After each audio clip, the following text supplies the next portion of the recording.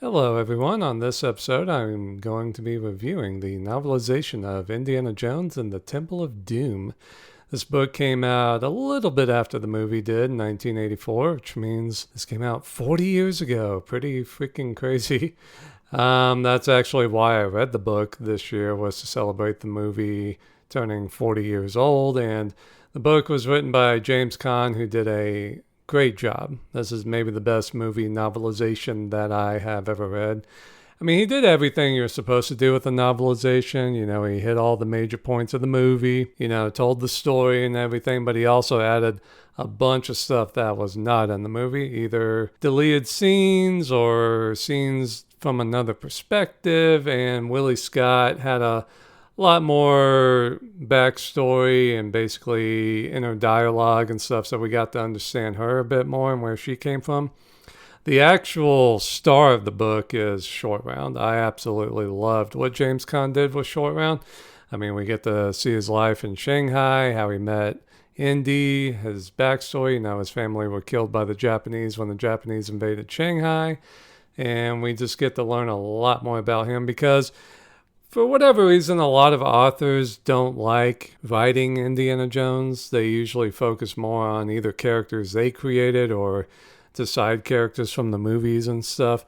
They seem not to like to write, I guess, other people's characters, but with side characters or their own characters, they feel like they can kind of do more internal dialogue and more of a character history and all that kind of stuff. So I really feel like James Caan had a great time writing Short Round. I mean, basically every situation, Short Round would, pray to a deity, a Chinese deity, to help him out of the situation, and that was kind of charming. And yeah, just seeing how much he also loves Indiana Jones. I mean, he really looks at him, not really as a father, oddly enough, but more as a brother, and he's got to keep his brother safe. So that's why Short Round is always looking out for Indy and trying to help him and save him and stuff. And, it's very charming, very charming. And, Indy tells Short Round that he's going to take him to America one day and all of that. And, just Short Round, I mean, he's just a great character in the movie and in the book. And a lot of the things that Short Round's able to figure out in the movie is explained in this. Like, how did Short Round know to hit Indy with the torch to take him out of the black sleep of Kali? Well, in the book, he sees a guard get injured by some lava, and the guard snaps out of it. And so he was like, so I can snap Indy out of the black sleep of Kali and stuff like that. So, yeah, it's cool stuff like that. And there was some kind of sad moments too. Like, do you remember the part where Short Round is riding the baby elephant when they're crossing India to get to Bangkok Palace? Well, he actually thinks that the elephant is the reincarnation of his brother who was killed by the Japanese, because I guess he was a fat little Chinese kid. So he's like, hey, fat little elephant, close enough.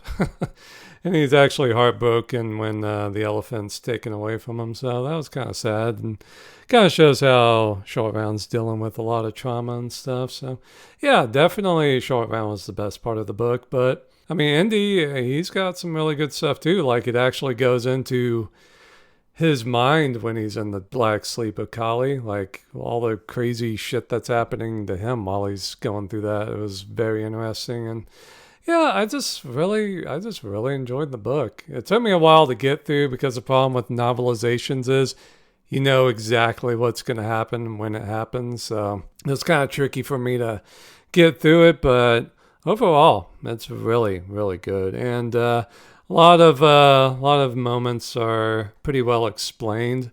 Like the part where they're at the feast. Like in the movie, it's played for jokes, all these horrible things that the people are eating. But Indy's like, why are these people eating this? Hindus don't eat meat. Like, what's going on here?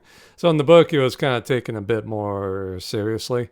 Like, Indy wouldn't notice all this. I mean, he's pretty knowledgeable on, Hindu ways and everything. I mean, how he speaks one of the languages and dialects. I mean, yeah, there's a lot of cool stuff like that's explained. And like, why are the pilots, Lao Che's pilots, why are they just crashing the plane instead of, killing the characters in their sleep?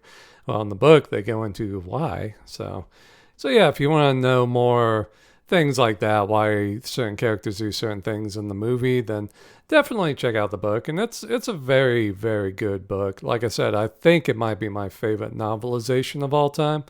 So if you love Indiana Jones and the Temple of Doom, I think you will love the book too. So check it out.